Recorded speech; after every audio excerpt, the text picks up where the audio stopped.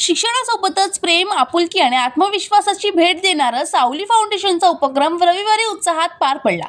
बौद्धिक दिव्यांग विद्यार्थ्यांसाठी आयोजित शालेय बॅग व वही वाटप कार्यक्रमात विद्यार्थ्यांच्या चेहऱ्यावर आनंदाचे हास्य फुलले. या कार्यक्रमाला कल्याण विधानसभा मतदारसंघाच्या आमदार सुलभाताई गायकवाड आणि कचोरे गावच्या नगरसेविका रेखाताई चौधरी यांची प्रमुख उपस्थिती लाभली. मान्यवरांच्या हस्ते विद्यार्थ्यांना शालेय साहित्याचे वाटप करण्यात आले. यावेळी विद्यार्थ्यांशी संवाद साधत त्यांना शिक्षणासाठी प्रोत्साहन देण्यात आले. सावली फाउंडेशनचे सचिव किशोर खरात यांनी विशेष मुलांच्या सर्वांगीण विकासासाठी समाजाने संवेदनशीलतेने पुढे येण्याचे आवाहन केले.